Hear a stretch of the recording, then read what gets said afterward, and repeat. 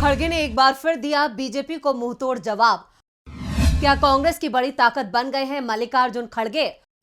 2024 की जंग में खड़गे की रणनीति से बीजेपी को मिलेगी मात।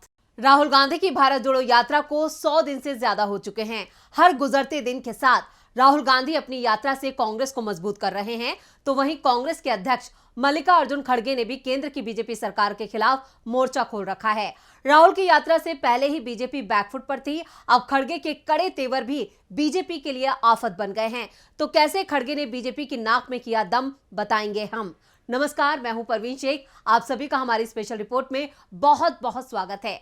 आज की इस रिपोर्ट में चर्चा कांग्रेस की ताकत बने मल्लिकार्जुन खड़गे की, जिन्होंने भारत जोड़ो यात्रा के दौरान राजस्थान के अलवर में मालाखेड़ा में हुई जनसभा में बता दिया कि 2024 में बीजेपी की हार निश्चित है। राहुल जी को जो आज लोक स्पंदन मिल रहा है, जो जनता का सपोर्ट मिल रहा है, ये देखकर मुझे इतनी खुशी हो गई है। मेरी पार्टी 2024 में जरूर जीतेगी, ये मेरा इससे महसूस होता है।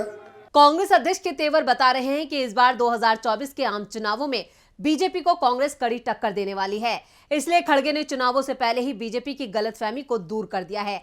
खड़गे यही नहीं रुके, बल्कि उन्होंने एक बार फिर बीजेपी को आईना दिखा दिया है। देश को हमने आजादी लाई है, देश को आजादी दिलाई है, और देश के एकता के लिए श्रीमती इंदिरा गांधी जी अपनी जान कुर्बान करी है।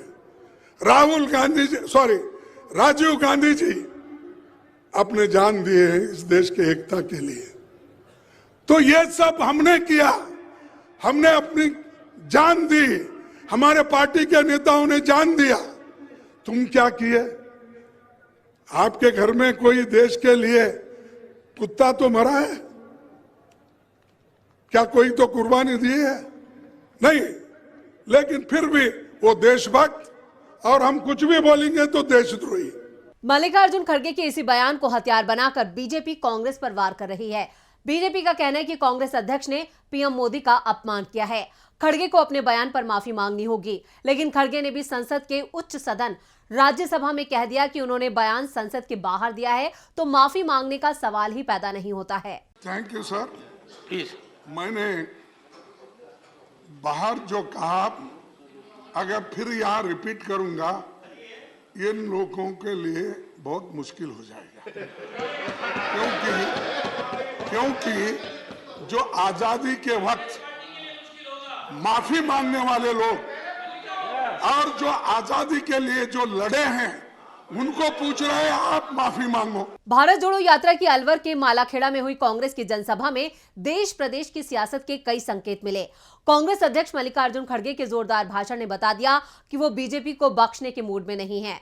जब राज्यसभा में उनके इसी बयान को लेकर विरोध हुआ तो माफी मांगने को कहा गया, तब भी खड़गे झुकते नजर नहीं आए। अभी मुंह भी नहीं खोला। खड़गे जी, if anyone has to be kind to the chair, it has to be Mr. Khadge before anyone else.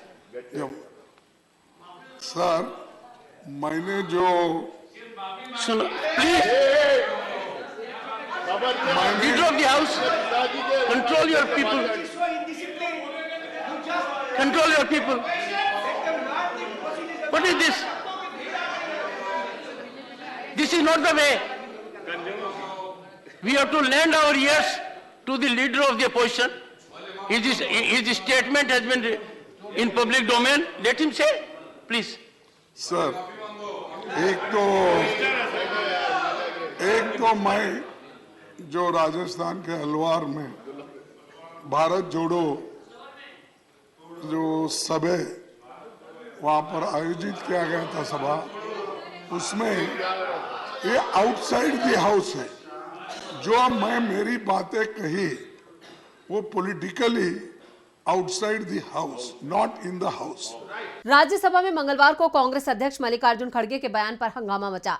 केंद्रीय मंत्री पीयूष गोयल ने यह मुद्दा उठाते हुए उनसे माफी की मांग की। उन्होंने कहा, अलवर में विपक्ष के नेता मल्लिकार्जुन खड़गे ने अभद्र भाषण दिया था। जिस भाषा का प्रयोग किया गया वो दुर्भाग्यपूर्ण है। उन्होंने जिस तरह से अभद्र भाषा का इस्तेमाल किया, निराधार बातें कही और देश के सामने झूठ पेश करने की कोशिश की, मैं उसकी निंदा करता हूं। मैं उनसे माफी की मांग करता हूं। उन्हें भाजपा, संसद और इस देश की जनता से माफी मांगनी चाहिए जिन्होंने पूर्ण बहुमत से भाजपा की सरकार बनवाई।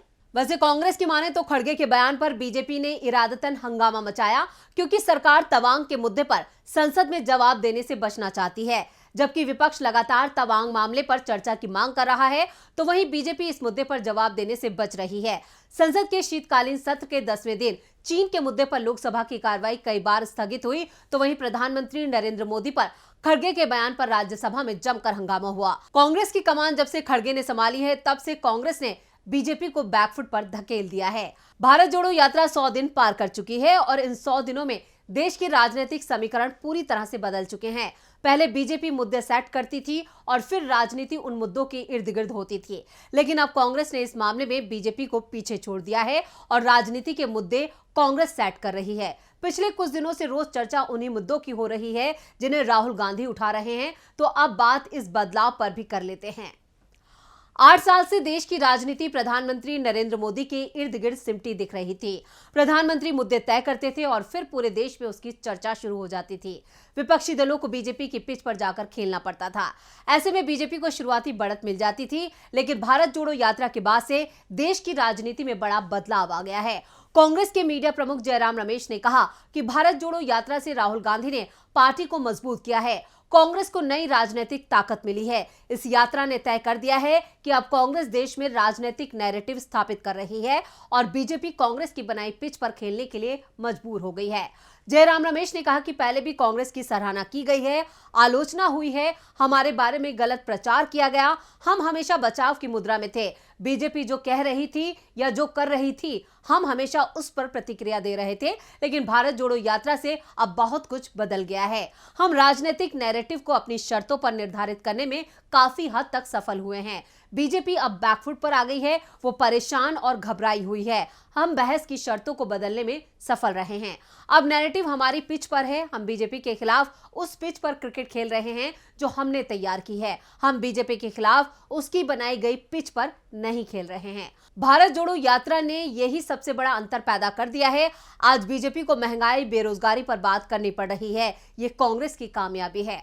राहुल गांधी ऐसे मुद्दे उठा रहे हैं जो भारतीय नागरिकों के लिए गहरी चिंता का विषय होना चाहिए और अब राहुल गांधी के उठाए मुद्दों पर देश में चर्चा हो रही है। कांग्रेस की भारत जोड़ो यात्रा 7 सितंबर को कन्याकुमारी से शुरू हुई थी। यात्रा को 103 दिन बीत चुके हैं। इस दौरान यात्रा तमिलनाडु, केरल, कर्नाटक, तेलंगाना, आंध्र प्रदेश, महाराष्ट्र, मध्य प्रदेश और राजस्थान से गुजर चुकी है। भारत जोड़ो यात्रा से राहुल गांधी को जो ताकत मिली है, अब उसी ताकत के सहारे कांग्रेस अध्यक्ष मल्लिकार्जुन खड़गे बीजेपी को करारा जवाब दे रहे हैं। यानी कांग्रेस अध्यक्ष की भूमिका में खड़गे ने कमाल कर दिया है। तो ये थी हमारी स्पेशल रिपोर्ट। आपको हमारा ये वीडियो कैसा लगा, नीचे कमेंट बॉक्स में अपनी राय जरूर दें और इस वीडियो को ज्यादा से ज्यादा लाइक करें और शेयर करें। देखते रहिए डीबी लाइव। नमस्कार।